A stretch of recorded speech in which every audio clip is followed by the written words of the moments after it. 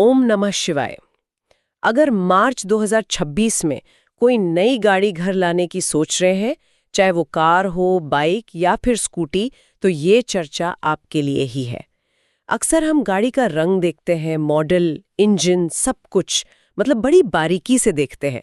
लेकिन वो एक चीज़ है जिसे हम नज़रअंदाज कर देते हैं, जो शायद सबसे ज़्यादा ज़रूरी है। वो कौन सी घड़ी है, कौन सा दिन है जब उस गाड़ी को घर के अंदर लाना है। और यहीं से सारा फर्क पड़ जाता है। देखिए, पंचांग सिर्फ कोई कैलेंडर नहीं है, ये ऊर्जा के प्रवाह को समझने का एक विज्ञान है। एक गलत समय पर एक प्रतिकूल ऊर्जा में खरीदा गया वाहन अपने साथ बेवजह के खर्चे लाता है, बार बार की मरम्मत और एक अजीब सी मानसिक उलझन। आपने शायद देखा भी हो, कुछ गाड़ियां घर से ज्यादा तो वर्कशॉप में ही खड़ी रहती हैं। हाँ, ये तो देखा है। वहीं दूसरी तरफ एक सही मुहूर्त में शुभ नक्षत्र की ऊर्जा के साथ घर आया वाहन, वो सिर्फ लोहा नहीं रहता, वो आपके परिवार का हिस्सा बनता है, आपकी तरक्की का साथी बनता है, एक सुरक्षा कवच की तरह काम करता है। बिल्कुल। तो आज हम कोई किताबी बातें नहीं करेंगे, बल्कि सीधे मार्च 2026 के पंचांग को खोलकर एक-एक दिन का विश्लेषण करेंगे। हमारा मकसद साफ है, आपको उन तारीखों और समय के बारे में बताना जो आपके नए वाहन के लिए सौभाग्य लेकर आएं, और उन दिनों से आगाह करना जिनसे आपको हर हाल में बचना है। चलिए, महीने की शुरुआत से ही देखते हैं। तो मार्च महीने की शुरुआत ही एक बहुत बहुत बड़े अवसर के साथ हो रही है। पहली तारीख मतलब 1 मार्च 2026, दिन है रविवार। इस दिन सुबह 6:33 से लेकर सुबह 8:34 तक का समय बहुत शक्तिशाली है। अच्छा। इसका कारण है नक्षत्र। इस दिन पुष्य नक्षत्र है। अब देखिए, पुष्य को सिर्फ एक अच्छा नक्षत्र मत समझिए, इसे नक्षत्रों का राजा कहा गया है। राजा। राजा क्यों कहा जाता है? मतलब इसकी ऊर्जा में ऐसा क्या खास है जो इसे वाहन के लिए इतना इतना शुभ बना देता है? बहुत अच्छा सवाल है ये। देखिए, पुष्य नक्षत्र की जो ऊर्जा है वो पोषण और विकास से जुड़ी है। इसके देवता बृहस्पति हैं जो ज्ञान और समृद्धि देते हैं, और स्वामी शनि हैं जो स्थिरता देते हैं, लंबा साथ देते हैं। तो जब आप इस नक्षत्र में कोई गाड़ी घर लाते हैं, तो मान्यता है कि वो वाहन सिर्फ एक मशीन नहीं, बल्कि आपके जीवन में समृद्धि को बढ़ाने वाला एक साधन बन जाता है। वो आपके साथ बढ़ता है, आपकी तरक्की में रुकावट नहीं बल्कि सहायक बनता है। इसीलिए यह सर्वश्रेष्ठ है। ये तो बहुत गहरी बात है। यानी 1 मार्च की सुबह का समय एक सुनहरा मौका है। लेकिन एक बात और, क्या सिर्फ शुभ मुहूर्त देख लेना ही काफी है, या उस समय के अंदर भी कुछ ध्यान रखना पड़ता है? आपने वो सवाल पूछ लिया जो अक्सर लोग भूल जाते हैं। देखिए, मुहूर्त चाहे कितना भी अच्छा हो, हर दिन में लगभग 90 मिनट का एक ऐसा समय आता है जिसे हम राहु काल कहते हैं।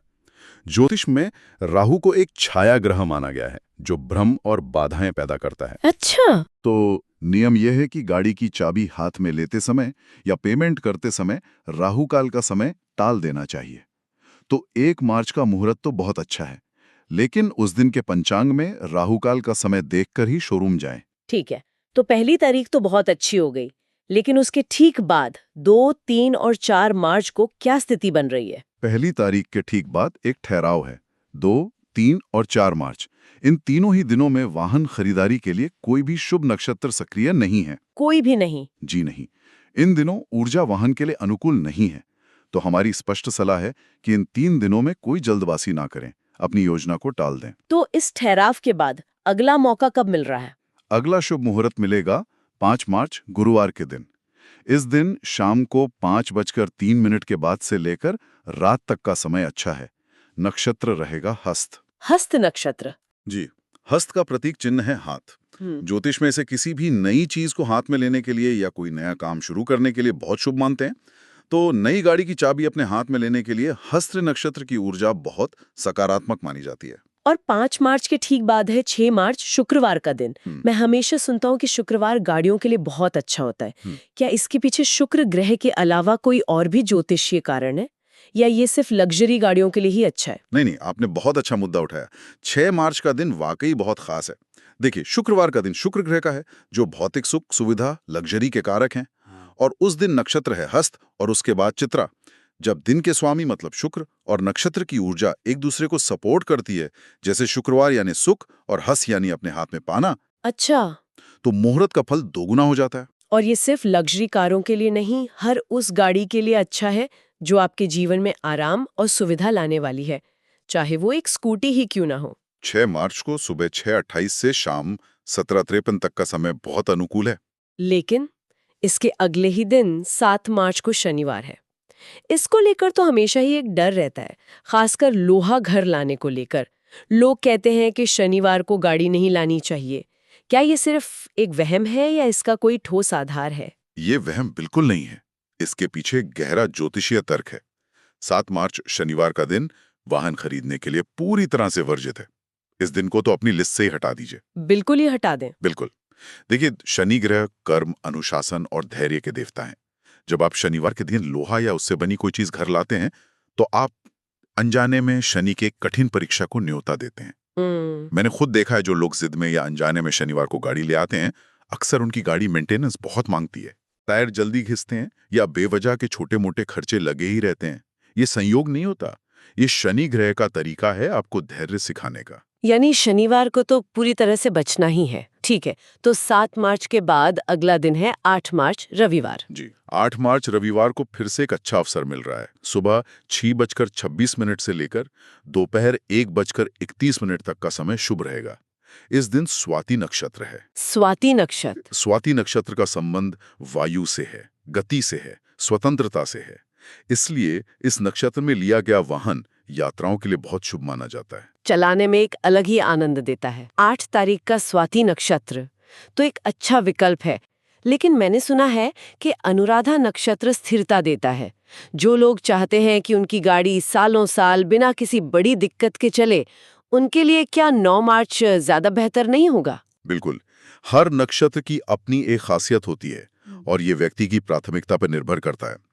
9 मार्च सोमवार को शाम 4:11 से रात 11:27 तक अनुराधा नक्षत्र रहेगा। अनुराधा नक्षत्र का स्वामी शनि है, लेकिन ये शनि का सौम्य रूप है। ये स्थिरता देता है, सुरक्षा देता है, लंबा साथ देता है। अच्छा। तो जो लोग एक मजबूत, टिकाऊ और सुरक्षित गाड़ी चाहते हैं, उनके लिए 9 मार्च का शाम का मुहूर्त वाकई बहुत उत्तम है। इस मुहूर्त में लिया गया वाहन लंबे समय तक परिवार का हिस्सा बना रहता है। तो मार्च का पहला हफ्ता तो मौकों से भरा है, लेकिन इसके बाद पंचांग में क्या दिख रहा है? 10 से 14 मार्च तक का समय कैसा है? यहाँ पे बहुत सावधान रहने की जरूरत है। मार्च का पहला हफ्ता जितना अवसरों से भरा है, उसके बाद 10 मार्च से लेकर 14 मार्च तक एक, कह सकते हैं, ब्लैकआउट पीरियड जैसा है। Blackout period. जी। इन 5 दिनों के दौरान वाहन खरीदना बड़े नुकसान का सौदा हो सकता है। इन सभी दिनों में या तो कोई वर्जित वार पड़ रहा है या कोई अशुभ तिथि या नक्षत्र का ऐसा दोष है जो किसी भी शुभता को नष्ट कर देगा। ये वो समय है जहां धैर्य की परीक्षा होगी। तो एक लंबे इंतजार के बाद अगला शुभ मुहूर्त कब मिलेगा? इस 5 दिन के इंतजार के बाद अगला शुभ अवसर आएगा 15 मार्च रविवार को।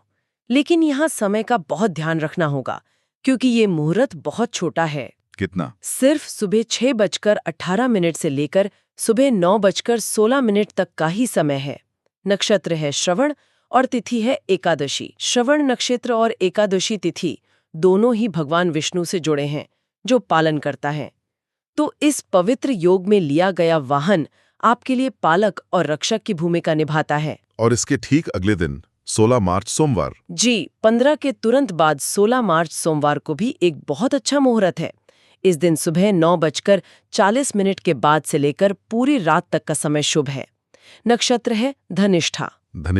धनिष्ठा नक्षत्र धन और संगीत से जुड़ा है। माना जाता है कि इस नक्षत्र में खरीदा गया वाहन घर में धन और वैभव लाने का जरिया बनता है। तो 15 और 16 मार्च, ये लगातार 2 दिन बहुत अच्छे हैं। 15 और 16 को तो अच्छे दिन मिल गए, लेकिन मैं देख रही हूँ कि इसके बाद एक बहुत ही लंबा गैप है। 17 मार्च से लेकर 22 मार्च तक क्या स्थिति है? आपने बिल्कुल सही पकड़ा। 17 मार्च से लेकर 22 मार्च तक ये जो 6 दिन का लंबा समय है, इस दौरान लगातार अशुभ योग बन रहे हैं। इन दिनों में वाहन खरीदना किसी भी तरह से समझदारी नहीं होगी। मैं जानता हूं कि इंतजार करना मुश्किल होता है, खासकर जब गाड़ी बुक हो चुकी हो और शोरूम से बार बार फोन आ रहा हो। लेकिन ज्योतिष शास्त्र हमें सही ऊर्जा का इंतजार करने की सलाह देता है, ताकि भविष्य में कोई बड़ी परेशानी ना हो। तो इस अवधि को शांति से निकल जाने देना ही सबसे अच्छा है। दर्शकों के लिए जानना बहुत जरूरी होगा कि इस 6 दिन के लंबे इंतजार के बाद जो मुहूर्त आ रहा है, क्या वो इस इंतजार के लायक है भी या नहीं, और अगर आपको लग रहा है कि ये विश्लेषण आपके पैसे और समय दोनों को बचा सकता है तो हमें सपोर्ट करने के लिए इस वीडियो को एक लाइक कर दीजिए और चैनल को सब्सक्राइब जरूर करें। चलिए अब देखते हैं 23 मार्च का दिन। ये इंतजार बिल्कुल सार्थक होगा, क्योंकि जो अगला मुहूर्त आ रहा है वो बहुत खास है। वो शुभ घड़ी आएगी 23 मार्च सोमवार को।